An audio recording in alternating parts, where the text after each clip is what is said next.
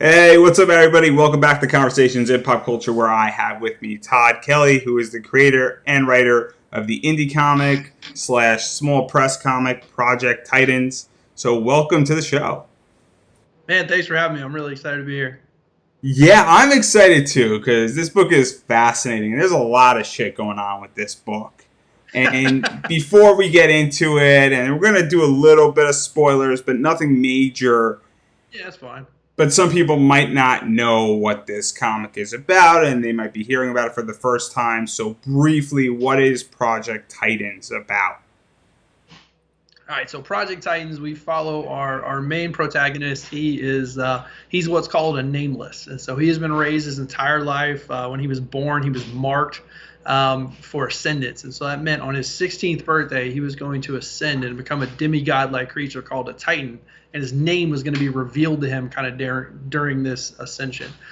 So he has lived his entire life waiting for this moment, like a kid about to get his driver's license. Like this is his jam. He cannot wait. He's going to go off and see the world. It's going to be amazing.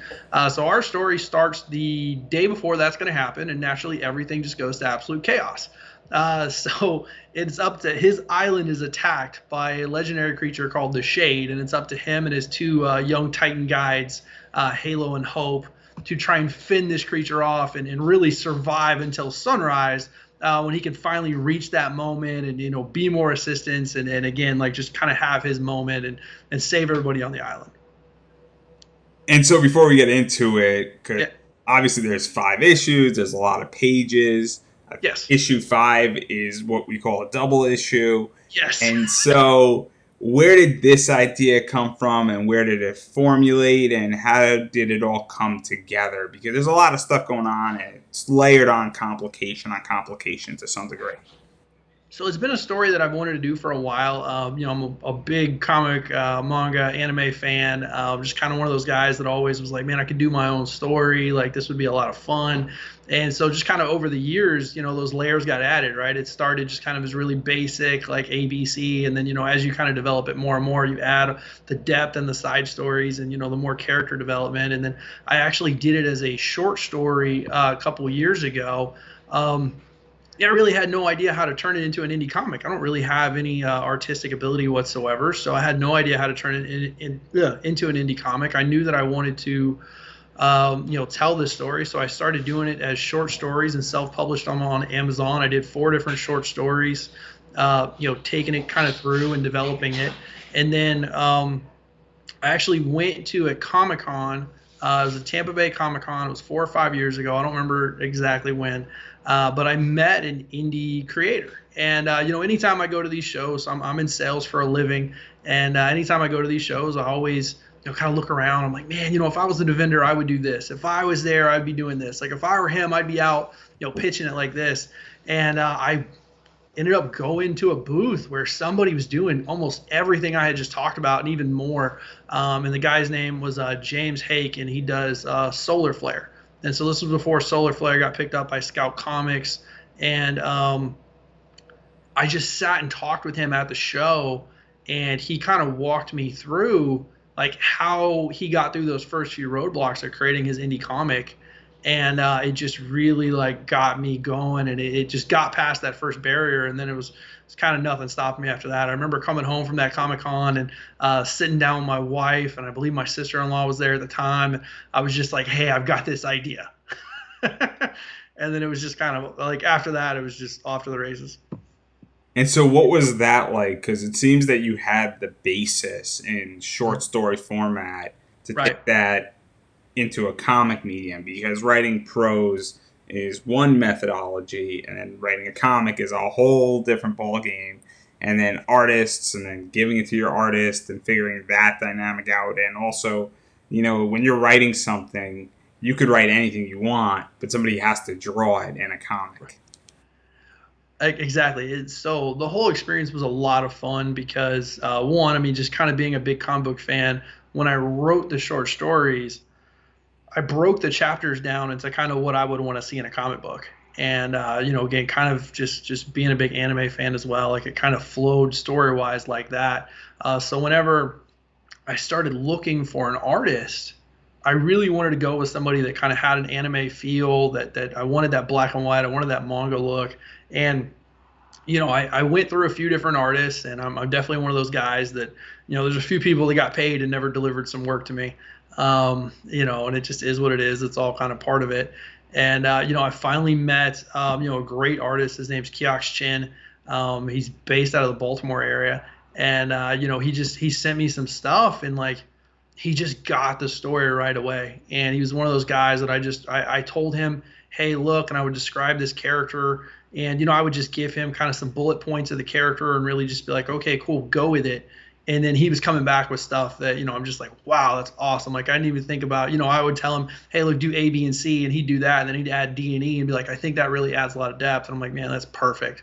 And again, he just ran with it, and it got to a point where, we built out the scripts and everything. And then, I also gave him the short stories to read, and there would be things that, he would read off the short stories, and he would add in that we didn't even put in the script whenever we actually did it. He would go in and kind of add that detail in the background, or add, remind me like, hey, what about this for dialogue and stuff like that. So it was really cool because, I ended up kind of, again, getting a partner in crime whenever we were doing this. Yeah, and let's dive into some of that because Yeah. there's a lot of stuff going on and there's a lot of different components and there's a lot of gears moving in this comic. And I kind of want to start with the world and Okay. the world you built because I Yeah. think it's a fascinating approach because there is the macro level of this world where we have the common land or the mainland and Uh-huh. how we get that story and how it was formed. And then we also get an explanation right off the bat of why there are islands in this world and Right. a lot of that story. So, what was that like? Just introducing that component in and kind of putting it in there in a way that didn't deviate away from what was going on in the 5 issues that are out right now. It was easier because I had decided out the gate that we were going to do that whole first story arc. So I knew no matter what, I didn't go into it with like, hey, I've got to make book one a success. And if book one's not a success, we're not going to do anything else. Because, I went and again, like talked to my wife ahead of time, and, we built a game plan. She was my business partner in this entire adventure. And, we saved up the money that we needed for the artwork. We saved up the money that we needed for the prints. So we knew we were going to be able to tell it, my way all the way out the gate. So it was kind of just like, okay, cool. What's the most important stuff? What do we want to do? How do we want to build it? And I just will always reference, Brian Michael Bendis when he did Ultimate Spider-Man, and him talking about the fact that like you can take your time building your character. Like he didn't have Ultimate Peter Parker turn into Spider-Man until he was like issue 3 or 4 because you knew it was coming. Like you knew he was eventually going to be Spider-Man, but he took his time building him up, and it was just very cool. And that's one of my absolute favorite comics. So I just knew I was like, okay, I'm going to take my time. Let's build the world, and let's stay focused on our characters, but let's have fun. And so one of the ways we did it was obviously having the dad, the father figure character Jet, telling just telling stories, and that's very much based off my dad. My dad, growing up, was a storyteller. He was the guy that you go home and hang out with him on the front porch all evening, and he's just telling stories. And so for me, I was like, okay, cool. This guy is going to be a storyteller. He's going to be somebody that that's just how he communicates, is telling stories.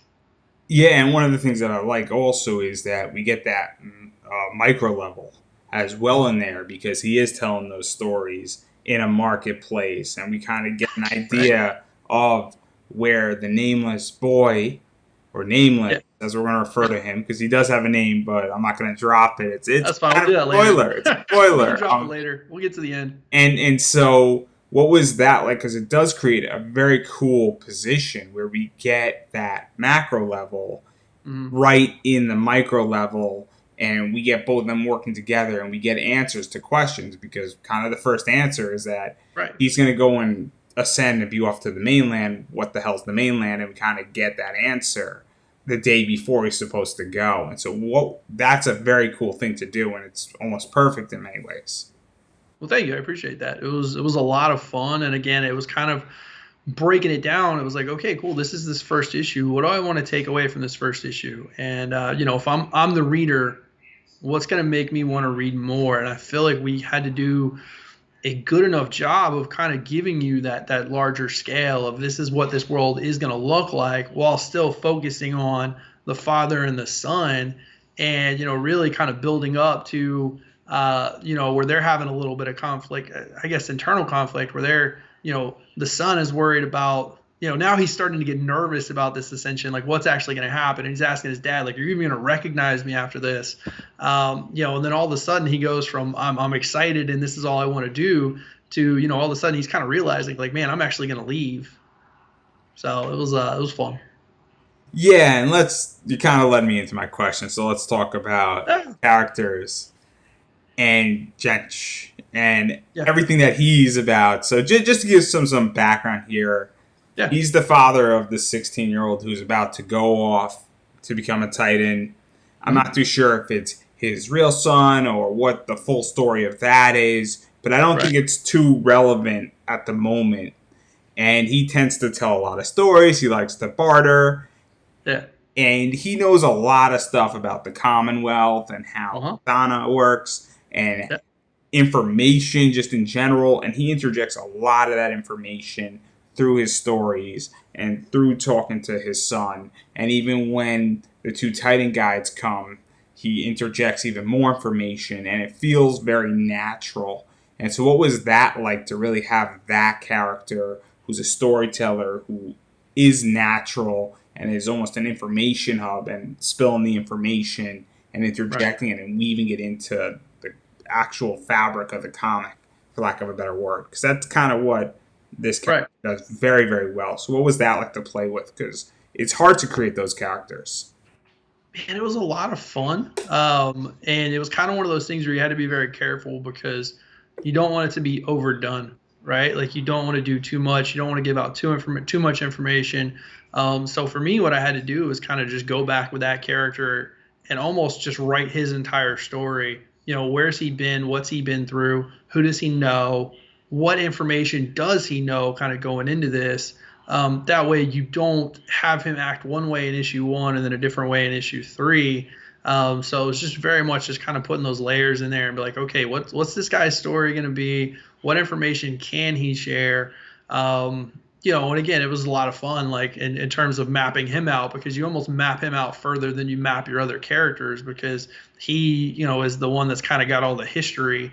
And it's almost in a way, where again he's kind of passing the baton on to his son. He's this former warrior of the Commonwealth, and you find out a little bit more about him.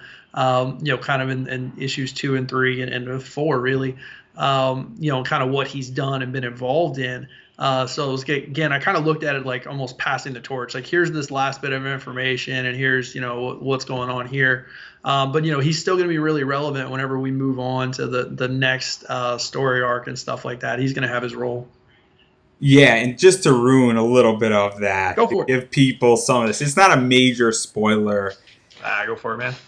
Jank basically was part of a team that defeated this creature that was ultimately destroying towns and cities in the Yep. Commonwealth. And he Right. was one of two survivors, Mm-hmm. and he got a name. The Good Knight is his Right. name, and he is not a Titan. And Nope. so that kind of gives a lot of jumping off points, because we don't know too much necessarily about the culture on the Commonwealth and the Right. mainland. We don't know who can master what can master whom, and but it's clear with that information that that's a major jumping off point, meaning that you don't have to be a Titan to master power and have the ability or have comparable abilities to Titans in many ways. And Right. also, there's a reason why those two Titans tied to this character are there for a reason. And so, what was it like to plant those seeds? Because clearly, anybody who writes comics knows that that's intentional by definition. Oh, very much so. I mean, it was just it. I feel like you have to do it that way to get people to care. I mean, because that's the thing, right? Like, you want people to care about the characters, and I think one of the best way to do that is give them that type of history. And I think for me, like, kind of tying them all together was just like, man, this just works, because also, we're 5 issues in, and if you really think about it, we don't introduce a whole lot of characters. We really focus on kind of this core group. And we introduce a few others through stories and stuff along those lines. But in terms of like our core main characters, we kind of focus on this set here. But I think we really lay the groundwork for the next story arc where we can kind of branch that out without taking the focus off of our main guys. Yeah, let's stick with these four because I do want Yeah, to talk yeah, about you're the good. sun. I do want to talk about the sun because the sun's an interesting position. So obviously it's his 16th birthday, or he's about to leave. He's Right, 16. He's about to become a Titan. He's very concerned about it.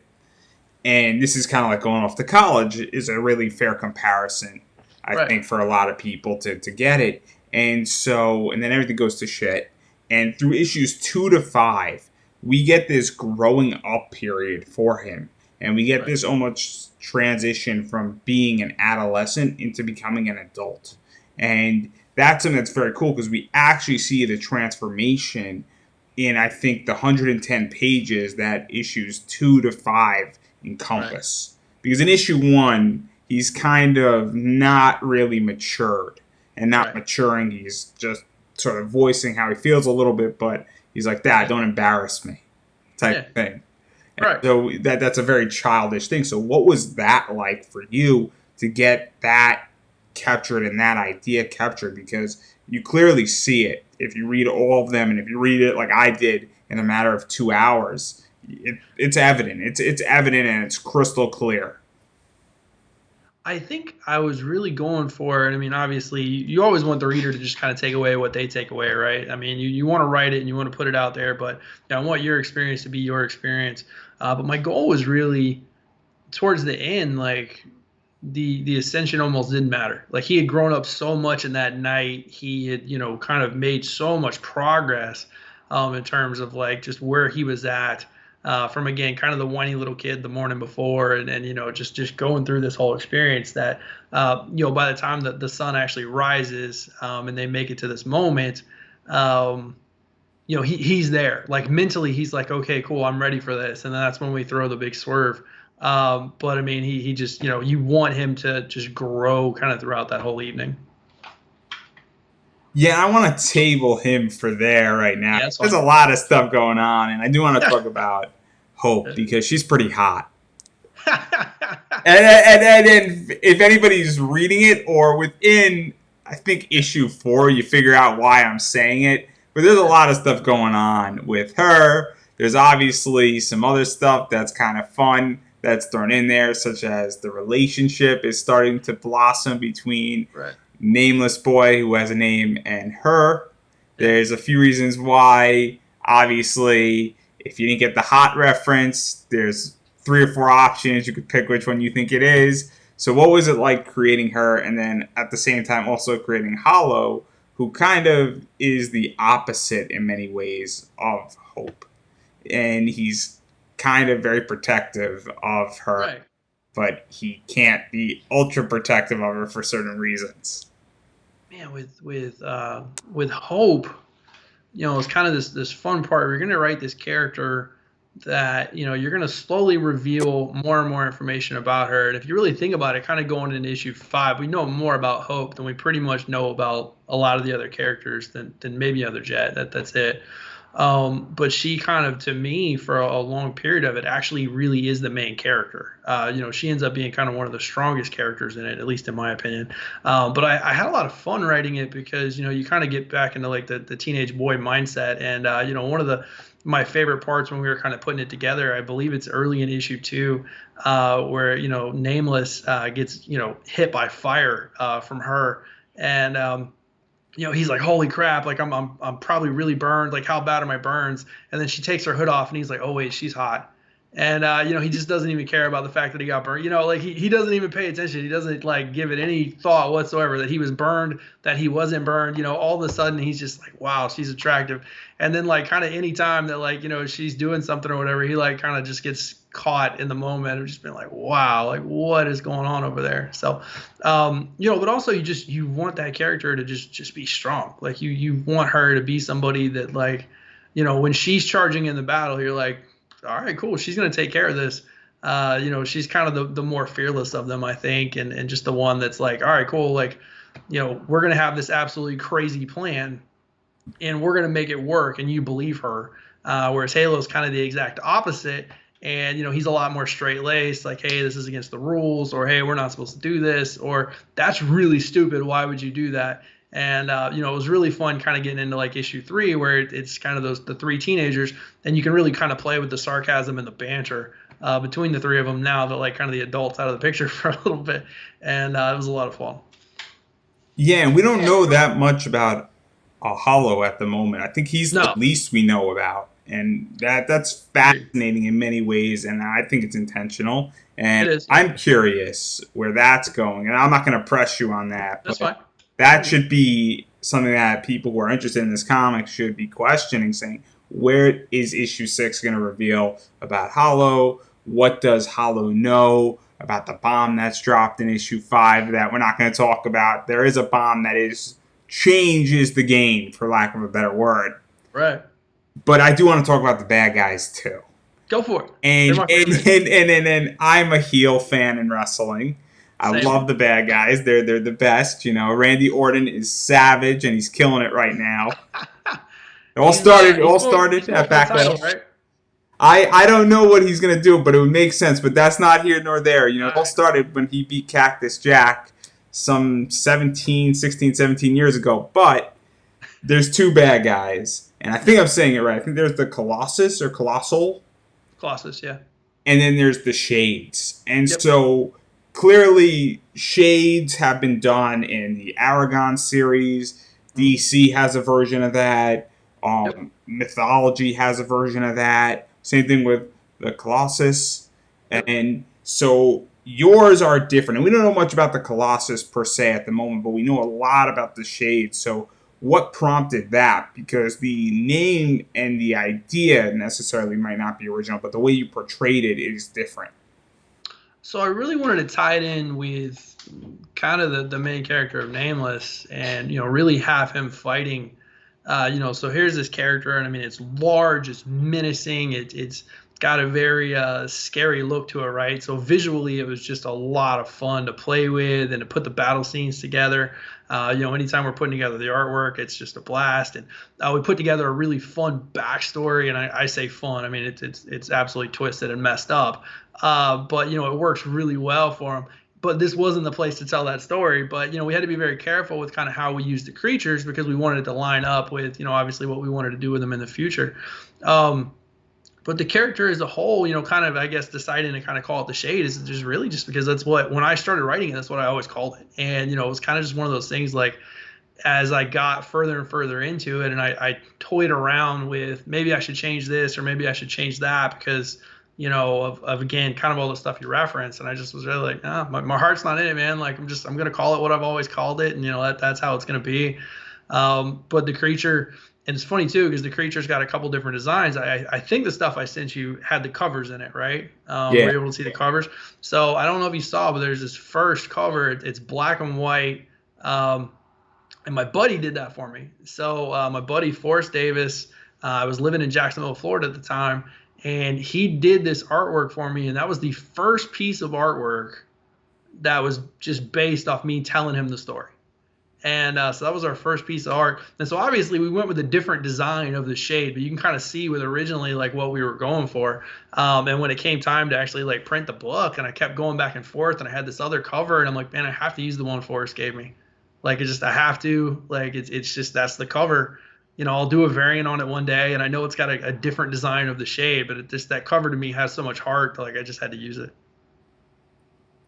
And so I just want to table everything there because I feel like if we go any further, as story goes, we're going to ruin things. Okay, And it's all good. issue 4, issue 5, let's just say there's a W in there somewhere. And all these people, and I'm just going to say this right now, when you watch this and you pick up the 5 issues or even 3 issues or you Mhm. pick up any of this, you're going to see why I'm referencing and I'm speaking in code because you're going to read it thinking it's going to go one direction and then it goes another direction completely.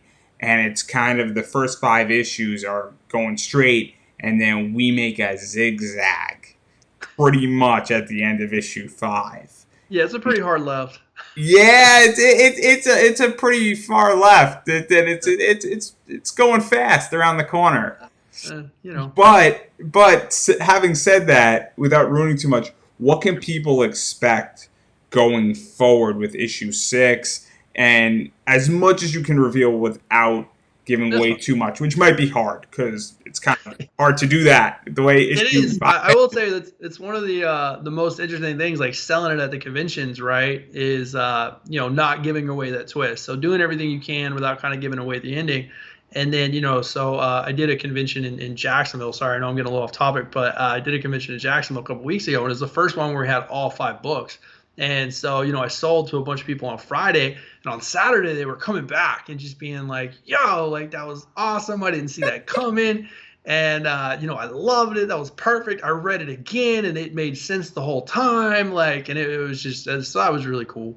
But I'd say in terms of what you can expect, so we're working on an issue 0, and the issue 0 is going to take place in the Commonwealth at the exact same time as the Night of the Nameless. So you're going to get a different perspective kind of on that evening and some events that happen. And it's going to show you a little bit of backstory. We're going to introduce kind of some new characters. The Colossus might pop up. We'll have some fun. And then with issues, we're working on issues 6 and 7 right now, which are going to be the jump off point of the next story arc. And what we're going to do is, we're going to start off right from where we left off of the Night of the Nameless. I mean, these guys are the next arc is called The Flames Run, and I mean it's them trying to evade people coming after them, because the entire world is changed by what happens at the end of issue 5. Like it's I like to say we kind of slow burned it all the way into that, but I mean, like now the world's changed and we're off and running, and there's no hiding it. There's nothing they can do. And it's these three kind of versus the world, and everybody's got their own different agendas. So the next few issues are faster paced, in my opinion, but still kind of deliver that same story, still get the same feel of the characters, but we're definitely going to introduce more of the world. Yeah, and you kind of just brought up a point that I wanted to address that's outside of the story and all that stuff, and this is more inside baseball. Because I think inside baseball with indie comics is the most fascinating thing in the world. I really do. And you stated that this was sort of a business venture for you to Very something much. you came up with a business plan with your wife. Mm-hmm. He let you do it, which is amazing, which means that at some point when this pays off, you have to buy her a ring, but that's neither here nor there. She can get whatever she wants. And then getting more serious again, though, what was that like? Because I don't think you kickstarted this, from my understanding. You didn't go Indiegogo, and this is why I said this is sort of indie small press, because most people I speak to go on Kickstarter, Yeah. or they have a little seed money and then they raise the rest on Kickstarter. They do it on spec, where they'll do the book themselves, their artist understands it, and then they'll pay their artist out of their pocket, and then the Kickstarter's meant just to cover the printing. So Mm-hmm. what prompted that? Because that's very different than the norm that's being done right now on the indie scene. And I don't know Right. if you're an indie book, and I don't mean to No, you're good. classify. I love them, man. Anytime I'm at a convention, pretty much anybody who's selling an indie book is probably going to talk to me at some point, and if they even have a halfway decent pitch, I'm probably walking away with their book, because I just like reading what people are doing. We really decided to kind of go this route because, for me, it was kind of a challenge, right? So I'm a type of person that likes to give myself those challenges. And for me, it was like, okay, cool. If I'm going to make this work, if I'm that serious about it, like if I want to, turn this into my side hustle, small business, hopefully one day, full-time gig, I should be able to do this on my own. I should be able to save up the money. I should be able to do this. And that was just the way I looked at it. And so we started, trying to stash the money away. And this was before we had a kid. This is before we had a house. And we just started, again, figuring out this is what this is going to cost. This is what, the artist is going to cost. This is what the prints are going to cost. I did kind of an average of what shows would cost and stashed away an extra, 12 shows, worth of money before we even and went and did anything.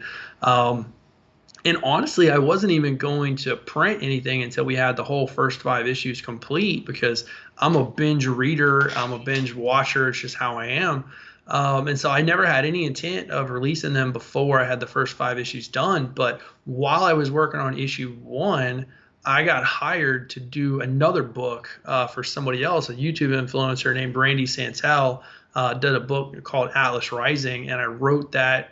Got the artist, did it all, managed, produced, edited, did the whole 9 yards with that thing. And he was like, "Man, let's start going to shows." And I'm just like, my stuff's not done yet. Like, and I think at the time I had 4 and 5. We were almost done with 4 and 5. 1, 2, and 3 were completely good to go. 4 and 5 I was still playing with, and so I bit the bullet and I printed one. I printed one first. Did my first show with literally Randy's book in issue 1. No joke, the show was on a Saturday, and Project Titans issue 1 showed up on my doorstep Friday afternoon. It was the most stressful week ever, and but that was kind of what prompted even doing it a little earlier and starting to go into shows. Was just because I worked on somebody else's book, and he said, "Man, let's go do shows together." And so we ended up doing we did a show in New Orleans together, and this year we were going to do Tampa and Atlanta, but they got canceled. And so to even talk about that, because Yeah, this book is black and white, and I know you said you wanted more of a manga feel, but I know from a business standpoint, black and white is cheaper. it It, is. Yes, it's cheaper for a lot of reasons. It's cheaper to print just because black and white is cheaper in it's cheaper general, on the art. and also it's you don't need a colorist. Yep. And so, what prompted that, or was it just saying, "Hey, I don't really care color, black and white. I just want more of a manga feel," or was it a business decision as well? It was more of a creative decision that just happened to work out business wise. Because again, I'm a big fan of manga, big fan of the anime, and for me, like at the time also I was reading a lot of Walking Dead, and I just like love that black and white feel. Like there was just something about it. Like to me, like that just kind of screams old school comics. You know what I mean? And for me, I just wanted that feel. That was how I always pictured the book. When we did the Randy book, we did it in full color, and we did really bright colors, and it was really fun because it stood out completely in contrast to the Project Titans book. But yeah, Project Titans was always going to be black and white. It was always going to have that manga feel. I've had 1 or 2 people reach out and say, that they would color it for me and do this and do that. I'm just like, I'm not interested. Like, I'm good. Like, it just wouldn't look right to me. And to even talk further about biting the bullet and printing issues 1, 2, and 3. I run a small business and a side hustle, and Yeah. I love cash flow. Cash flow is great. It was Yeah. great before COVID. It's not so great now, which we're going to talk about. I promise in a second here, You're good. because you did mention cons. But Yeah. what was that like when you did print issues 1, 2, and 3, and then it was starting to sell at cons, and you started to make some money on it, and you started, I guess, to recoup what you put into it in the business venture, and started to see that coming in, because that must have alleviated some stress and also gave you verification that, because there's always that fear that what I'm Right. putting out is not good. There's Yeah. always Oh, that, I mean, oh man, it was the coolest feeling. and the I'll tell you dollar that speaks all. The dollar speaks all. the first show we went to, so we just had the Project Titans issue 1, and we had the Randy Atlas Rising, and first show, pack everything, get down there, and they had given my table away. Like I didn't have a table in my spot. So to give you an idea, I live in Tallahassee. It was down in Kissimmee, so it was like a 5-hour drive, and I drove that morning. Again, trying to keep the cost down. Didn't stay in a hotel that night. Just stayed in one Saturday night. So drove down. I mean, we were like minutes before, like maybe probably, yeah, we were about 5-10 minutes before the show was supposed to open, and we're tracking down a table, and we forgot to pack a tablecloth. So I mean, I just feel like I'm just like, here I am with my book. I've got my 2 books. I got no tablecloth. We've got a small banner behind us that looks all right, but I mean, it's not very big compared to like everybody else's and stuff like that. Um, but we blew it out the water that show, and it just I think within an hour we had closed our first sale. Because a lot of people, whenever they walk in the shows, they're kind of kicking tires a little bit, but we closed our first sale within about an hour, and I want to say we sold 21, 22 sets that first day. And I mean, it was off to the races at that point. I mean, I will say at least the fun part of working shows is like I can talk, I can sell, I can tell you about this book. Like, I mean, it's fun. But yeah, I mean, recouping some of the money and getting some of that validation and people enjoying the story. was just so cool. I did a signing at comic book store for like their launch in December. And at this point, I'd been to a few shows, and I was doing pretty well. And they're like, "Hey, come on up here, and you can be a signer at our grand opening." And I was up there for 4 hours, and I sold as much as I had at like the whole last show we did. And it was just, yeah, man, it was great. Like I loved it especially when you're signing at like a store and you're the only one there, and like you get to talk about your story the whole time, and it's just amazing. Yeah, so let's talk about that because Yeah. indie comic requires it just naturally at a con because Mhm. all the big guys, DC, Marvel, Image, Dark Horse, Dynamite, they have their market. They don't need to sell. Right. Zenscope needs to sell slightly, but they also have built-in audience, and that's growing at the rate it should be growing at the moment. But on the indie scene, nobody knows who the fuck your book is. Right. And Nobody. so, how do you pitch, and how does that work, and how do you go about selling it and getting it into people and getting people interested? Because I think that's something that is fascinating to other indie creators. And I'm going to be putting this in a bunch of groups in the indie Oh, you're field, good. and a lot of people want to Yeah. know that. And that's probably like one of the number one questions is how to So deal with that. one of the biggest things I'll tell you, man, and I mean it is what it is, but you're at an indie show, right? And say it's a Saturday, Sunday, or a Friday, Saturday, Sunday. I mean, you're there for 24 hours over the weekend, right? 3 8-hour days, maybe at the 10 in there or whatever. And I can't tell you how many shows I've been to where people are just like watching a movie or chilling or whatever. They just don't look like they even want to be there. And I think one of the biggest things we do differently is, I mean, we want to be there. We're excited to be there. You can tell that we're there. If the con will let us, we're getting out from behind the table and shaking hands, and then we're just we're not afraid to talk to any person. If you mess up and even look my direction, you're talking to me. And like that's just it. And whether it's I'm just asking you how your day is, or I'm complimenting your cosplay, or whatever it is, like we're gonna talk. Um, and I think that's made a big difference. And then when if they make the mistake of actually asking me about the story, like they're getting it, and like they're gonna hear, and we're gonna talk, and it's just gonna be a lot of fun. So I'd say some of the differences though is just you got to make sure, depending on which convention you're at, like what worked at one convention might not work at the next show. There are going to be kind of small to medium sized shows where you just get to talk as long as you want. They're not in a rush.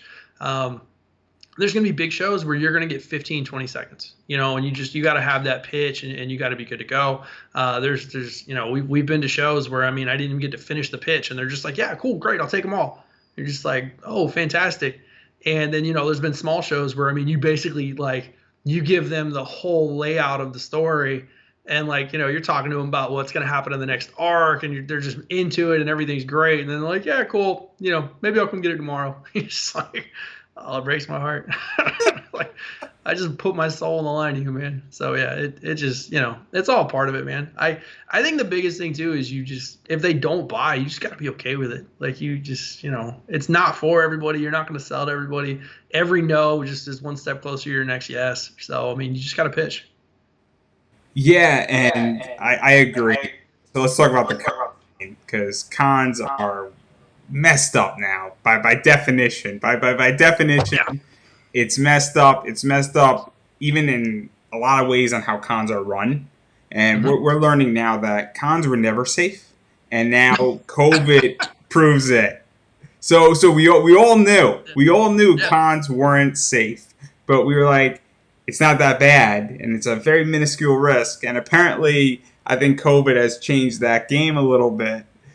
But what is the? I mean, you answered part of the question, but what is the con scene, and how has it affected you? Because it seems that indies live on the con scene in many ways, and We, it's very important because you get to meet yeah. your fans, and it's a very personal thing because somebody can buy your book on Comixology or order from your website, but you're not meeting them. You're not getting feedback. You're not seeing when somebody comes back and buys your book on a Friday and say, "Hey, Right. what the hell's happening now?" And I read it Right. twice. That tells you something, and that's the necessary feedback, especially when you're on an indie level and trying to, I guess, climb up the ranks, for lack of a better word. I agree. So, I mean, losing the cons was, man, I think going into this year, we had something like 16 or 18 shows booked. Um, And I mean, I would pretty much had every intent of talking my wife into getting up to about 20.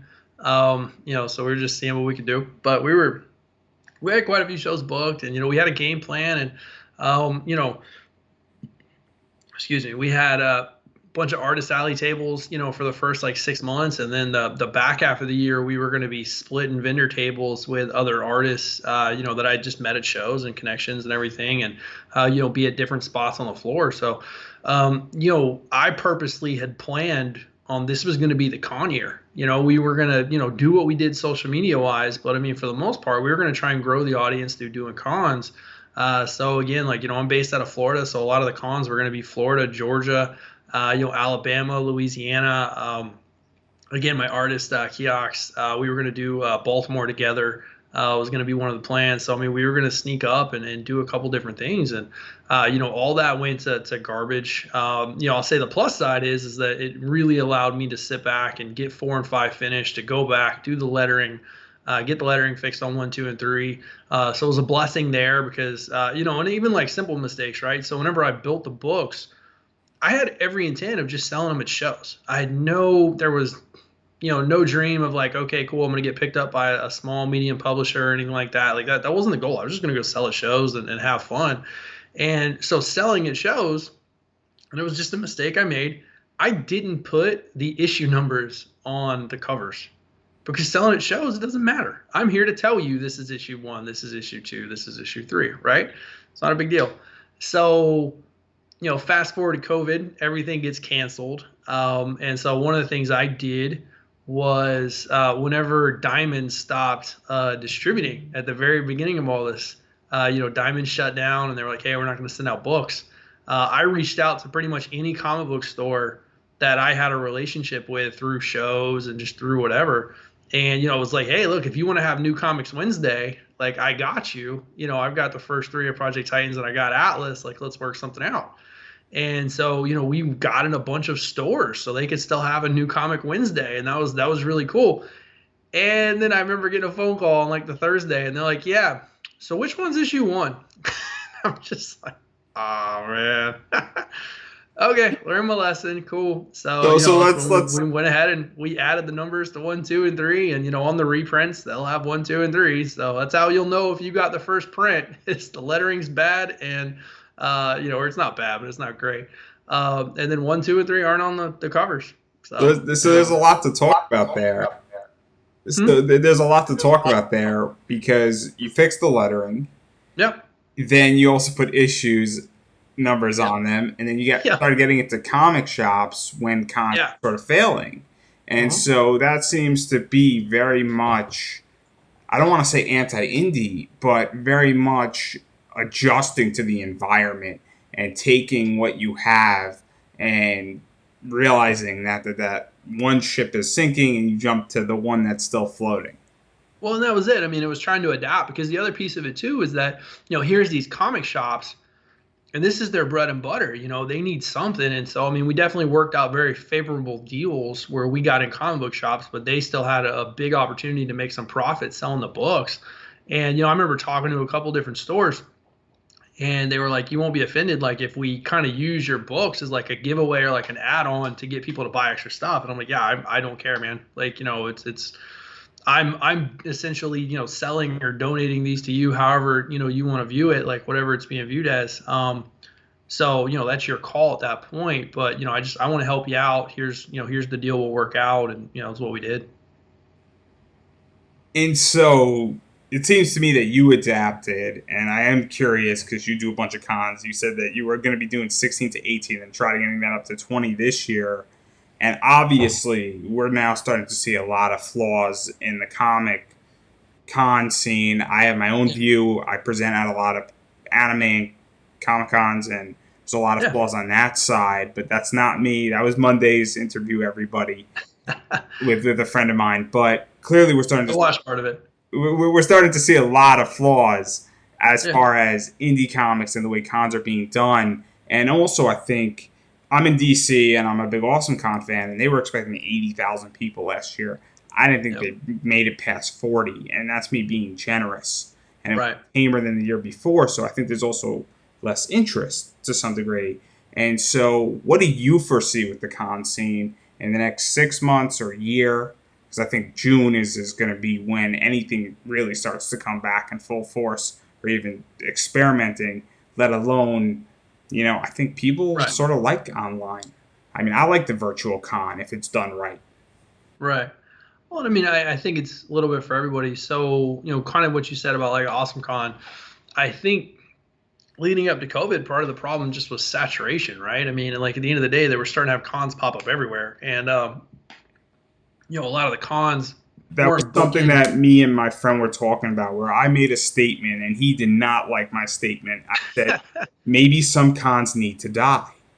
Well, and that was just it's a bit of saturation. I mean, there's a lot of stuff, and so I've been to a lot of shows where they'll and I love going to cons. I love the shows. Like, I mean, I'm just one of those people that like I don't care if it's like the smallest show in the world. If it's happening and it's in driving distance, like I'll go. It's whatever. It's fun, right? That's just me. But some of the shows, again, like depending on what guests they book and what type of vendors they book, like some of them It just could siphon. don't have that depth. Sometimes if you can get through everything in an afternoon, like I don't know, that's a little iffy. So it just kind of depends. But I think saturation was really hurting it. I know. There were a few shows that I attended that we went a couple years in a row, and like every year it was like, man, there's less people. And I remember one show we did where there were significantly less vendors, and that one was kind of weird. You're just like, wait, what happened? Um, but yeah, I mean, like you talked about, I mean, it's just so the one we did in Jacksonville, Collective Con, which I think was ran really, really well. I've talked about this before, but what they did was they had, I believe it was 3 or 4 rows for the artist alley, and then essentially they only had like 4 tables per row, and they have 2 on one side, 2 on the other. And I mean, I was having to shout, to talk to somebody else. Whereas, if you go to any other show before that, I mean, you're rubbing elbows with the tables next to you. You're like, you're interlocking chairs trying to move them around because you guys are so close. This one was the exact opposite. And I know that, like UltraCon, which is going to happen down, in South Florida in August, is doing something similar where they're just doing 10-foot tables and they're leaving a space in between each one, so that you've got 10 feet between you and each table that's going. And it seems like there is a smart way to do it. There's a way to make it happen. The one we did in Jacksonville, everybody was wearing a mask the entire time. Like it was just everybody went with it. I didn't see any pushback. Everybody was cool. But I mean, the show went really well, and it did way better than I thought it was going to. I remember talking to my wife and just being like, "Hey, look, we're probably going to eat it a little bit at this show. But like, I just want to go and see what it's like." And I didn't even advertise that I was going. I didn't tell anybody. Like, I used to live in Jacksonville. I didn't even tell any of my friends I was going. I purposely went and stayed in a hotel because with everything going on, I didn't want to crash at somebody's house and potentially bring something into their house. So I just was very much like, hey, look, like we're probably going to eat it a little bit on this show, but it was the exact opposite, man. I ended up selling out of everything that I brought plus some extra. So let me ask the question because I don't know anybody. I don't know anybody who's been to a con yet in Yeah. this world, and I know people who've canceled. I know people who've done virtual cons. And so, what is the vibe like? Because I know that that's a question that me and my friend Nate, which is what Mhm. we were talking about on Monday, for Yeah. probably a good half an hour. And there's definitely a good question about the vibe. I have an opinion as a panelist where if I have a panel that gets 200 people and that's cut down to 100, my panel advertises my business. And Right. so I get very upset when that happens, but at the same Yeah. time, I also understand that, people need to be safe and people need to feel comfortable, Yeah. and it's tricky. And as far as I'm concerned, that's a problem that the con hasn't exactly dealt with yet. And then I don't know how they're going to deal with that or see how they're going to fix that because if less people are coming, that's less business. It definitely is, man. And I think it's all about, again, kind of a perspective and how you approach it. So you mentioned the panel, and, one of the things I thought they did really well at Collective Con with their panels was they just spaced out all the chairs. So, instead of kind of having the chairs, really kind of consolidated up in front where you could see, and, they used the exact same amount of chairs they probably would have. I mean, they spread them out over the entire space that they had, and they just had a large screen where you could see everything. And everybody was really understanding. And again, it was really cool. And I mean, there were some people that were just standing and watching the panels. But a lot of the vibe was just, I think people are just kind of happy to be out and almost feel normal. That was kind of, a little bit like when I got there and I remember getting set up and, that was it. It was like, okay, cool. Like I'm back at it. Like, let's see what this is. And then, I had to wear, you wear the mask pretty much the entire time you're there. And, I learned two things really quickly. And that's that, I can't talk too fast when I'm wearing the mask because like I will run out of breath. And then the other thing, if you forget you're wearing it and you let out a really big yawn, you will like suck the mask into your face, and people will laugh at you.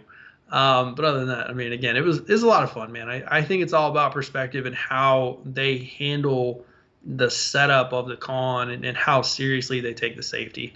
But this one, they took it very seriously, and I think everybody felt safe, and I think that made it so that everybody could kind of treat it like a normal con. And do you feel that this is going to be sort of, I guess, the experiment, and then it's going to be built upon, and this is where we're going? Because I don't know how big Collector Con is. I think they did a few thousand. So I mean, it was a smaller one. Because And my question is that, yeah, because where I'm aiming is that, what about like an awesome con that does attract 35,000 people and all that stuff, and New York Comic Con or an Anime NYC, which did I, 40,000? And so, obviously, with 1,000 people or 3,000 people, it's very different than right. 30,000 people. And so, I guess So, my question is that, where do you think the big cons are going with this and I don't stuff? know. I think as long as it's like space is the issue, right? So I mean, like if you can't keep your distance, like that's the challenge. And so I think that's where the smaller cons that are going into the larger venues are going to have the advantage. And so, if I were running a con right now and, I ran a smaller or medium sized con, like I'd be going to look for a larger venue and, because I can spread my people out. And then the emptiness is by design. It's not that you didn't book vendors. It's not that you weren't able to book guests or whatever. It's literally by design that you have to space it out and you're being safe. So you can get away with getting a larger venue. And then, as a con goer, I mean, I don't know about you, but I'm not always the biggest fan of the fact that, it takes me 30 minutes to walk down one row and, the whole time, like I'm rubbing elbows with everybody and whatever. So going to, a smaller show at a larger venue where you actually have some space and can stop and have some conversations. I mean, I think at the end of the day, like it can be a good thing if you do it right. It's just kind of all about that. And you mentioned having the 100 people as opposed to the 200. I will say from like an artist or a vendor standpoint, at the end of the day, that just means I get to have longer conversations with those 100, and I've got a better chance of closing them. So I might still walk out with the same sales, as opposed to going to like a much larger one where I might have a whole bunch of other indie comic competition, and I might have a bunch of different um, people just walking right by me. So I mean, do you feel though that a lot of people who are in the indie sector right now are sort of sitting on the bench a little bit? Because I know a lot of people who say they're not really going to cons and they don't feel comfortable, and they're also in states that are complicated. So they're in Pennsylvania, or they're in New York, or they're I'm in in Florida. LA. And so obviously they're in states or cities that are clearly Yeah. not high risk, for lack of a better word. Because if you're in New York City, it's kind of not an option. Mm-hmm. And so, do you feel though that there is somewhat less competition, at least at the con front, right now? I think so. I mean, I'd say so. I feel like there's a lot of people putting together a lot of great artwork right now, and I know that like the artists are out there hustling, and some of the artists that I know, man, are putting together some great stuff, and I believe that whenever we get out of this, those ones that have been just working away are going to have a lot of content. And then I also know quite a few others that are doing Indiegogo and Kickstarter and stuff like that, and using it as an opportunity to sell. And usually just like pretty much treating it like their store. And selling through that. So I mean, I think similar to kind of how we talked about adapting earlier. I feel like there's a lot of people out there that are adapting and just kind of trying it different ways. So I mean, like even this Saturday, we're doing. Me and my buddy are doing a signing at Vibranium Comics in Ocala, Florida, and we're popping down, and they're doing their free comic book day, and so we're just gonna pop down and we're gonna do a signing and have some fun. You know, we've gone and done shows in Ocala before, and it's been great. So, you know, even without the shows, like we're kind of finding different ways to at least get out there and interact with fans and tell the story and just get it out there. And there's a lot of interesting things going on in the comic world. Some of them are more legal than others, I will say. There's a lot of interesting things that are popping up. And so, yeah, I think that adaptation is coming. And I am curious, and I know this isn't your expert or your area of expertise, but given that there's all these virtual cons appearing and all this panel work with virtual cons, and San Mhm. Diego had a virtual con, I know that Otakon had one. I just got accepted into Crunchyroll's virtual con, which is Nice. exciting. So I'm actually Congrats. stoked for that. That's Doing a fun panel on that. But that's yeah. neither here nor there. I don't know if I can speak about it, but I just did. So sue me, Crunchyroll. Um, Sorry. but I where do won't tell you anybody. but where do you think that's going and that outlet? Because that's what seems to be kind of the thing, at least for the near future, if not indefinite. Because it seems that it's the best option on the table across the board, as well as there's a lot of money in it. There is, and I mean, I think again, there's a lot of good content, right? There's a lot of good people out there, and it's a great way to kind of connect and have those conversations that you might not be comfortable going and having elsewhere. And then the other side of it too is, you might be able to, get to see people that you would have never been able to see. You know what I mean? So you talk about San Diego, and I mean, like I've never been to San Diego Comic Con, so like the fact that they did some virtual stuff was really cool. And I read some of that didn't go as well as they wanted it to. I know some of it went well, and it's just all different, right? But I think similar to kind of what we're talking about, like they're just going to keep adapting it. It's going to keep getting better. I think with every virtual convention that people do, it's just going to continue to grow, and they're just going to find more exclusive content for those conventions. And I think that's kind of where it needs to go. Because if you're just putting up an interview at your show that I can then go watch on YouTube on like Tuesday when it's more convenient for me, I'm probably going to go watch it on Tuesday and not watch it at your show. But if you're putting together exclusive content that's only going to be available on your show, then you create that sense of urgency that now I need to make it happen during that show. But if you just let me do it whenever I want to do it, and it's like, cool, I mean, I get to hang out with my daughter all Saturday and Sunday. I'm going to wait till she's asleep one night before I go watch this stuff. So, yeah. Yeah, I agree. Urgency, I think, is the key. I think exclusivity is the key. I think limiting is the key in Right? many ways. We look at certain comic companies. Zenoscope's a great example. I just got a 1 in 100 issue book. There's only Nice. 100 of them out there, and so there's a reason why people want it, and it's a cool Right. one. And it's rabbit and duck season, so that should give you an idea of that Yeah. company. Combine that Nice. so just throwing it out there. Yeah. But we've been speaking now for pretty much an hour.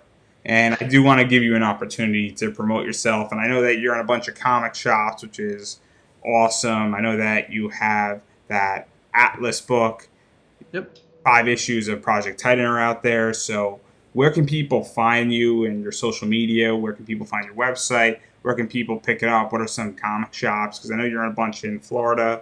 I don't know if you're elsewhere, but where can Yeah, people we've go? got Florida, Georgia, and Alabama. Some of the shops. Support Since support Vibranium's. local. Support local if you can, everybody. Oh yeah, 100%. I mean, go to your small mom and pop shops. Those are the ones that are taking care of us, and those are the ones we're trying to take care of. So I mean, again, Vibranium's the one down in Ocala that we're going to be working with this Saturday. Love those guys; they've been absolutely amazing to us. The website is projecttitanscomics.com. You should be able to buy all of them there. If you can't, message me and I'll yell at the guy who does my website. But I should be good. And then just on social media, it's at TCal Writes or it's just Project Titans on Facebook. But I admit I struggle with the social media side of things, and it's something that I'm trying to improve and get better at. I definitely was counting on the shows to like help me provide content because I'm just I'm creative at helping put together my comic book, but like after that I'm just like yeah I'm good. My Facebook feed basically consists of like my daughter and my dogs. it's just how it is. So Well, I think we're going to leave it at that. You got a yeah, signing on this Saturday. And let me ask a question because with your store, because I know people like signed comics, if somebody wants a signed comic, I mean, is that a possibility from your store? Just yeah. So we've been signing the ones we've sent out. So everything that we've shipped, we've gone ahead, we've signed. I had somebody give me grief one time, so I stopped doing it for a little bit because they said they were gonna come get it signed at a show and like get it graded and all that stuff. And I'm just like, well, that's really cool that you like think that that's needs to happen. I was like, and if you really want it, I was like, just come meet me at a show and I'll sign it in front in front of like the graders and everything, and you'll be okay. So it's all good. But yeah, we'll autograph it. We have an exclusive print that we're going to be bringing to Ocala this weekend. It's going to be the first time we use this print. We're going to be giving it out, and it's the cover for issue 0. So we're really excited about that one. We've got it as a print ready to go. And so where can people even find, what's that comic shop? So we get them some press too? Vibranium. It's Vibranium Comics, and it's in Ocala, Florida. Awesome. And we're going to leave it at there, but I'm going to say it to everybody. Obviously, go to projecttitans.com or type it in. If you type it in on Google, I'm sure you'll find it. Check out Yeah. the social media. Check out projecttitanscomics.com. Yep. I hope I got that right. I think I got You're it right. right. So go check that out. Look at it. Look at the story. Check it out. One of the things that I recommend is that pick up issue 1. And if you like issue 1 and you like what's happening, then you can get the rest. It's a very easy, cheap way to get into the water. I'm sure that happens at cons also with Yep. people. It's happened to me with certain comics where I've said, oh, I'll just pick up issue 1, and then the next day I'm picking up the rest of them, or I'm picking up 4 or 5 more of them. Also, support indie. Obviously support Todd, support what he's doing. Buy the books if you got the money. I don't know if we're getting another stimulus check. Congress is being difficult. It's complicated. Negotiations are tough. But if you have money right now and you like what you heard, you like the story, definitely consider picking up the book. Or if you can and you're taking care of your family, or you don't have electricity or internet, and if you really don't have either one of those things, tell me how you're watching this stuff, because I am beyond curious on that. And then secondly, call me or shoot me a DM and I will help you in any which way I possibly can, because clearly you need help more than me if you are watching this without electricity or internet. But if you do have electricity and internet and you can't afford to buy the books, follow on social media, share it, like it, communicate, say, hey, really interesting book, means a lot to people. Also, if you're seeing this and you haven't liked my Facebook page at this point, please like my Facebook page. I need it to. Again, it's free. And if you like my Facebook page, you're going to get a plethora of live interviews that you can watch at any given time. No urgency, because it's not exclusive except the fact that it's on here and on YouTube. But beyond that, I'm not that type of person. I'm doing this because I want to do it, and I don't really need anything. If you'd like to throw me money, I will gladly take it, but it's not a requirement. But yeah, that's everything I got. So thank you for being on. I don't know if you want to Thanks add for having. anything in a final tagline. I got nothing, man. Just thanks for having me. I really appreciate it. I think that's perfect. Okay. And remember, everybody, just don't have a good night. Have an American night.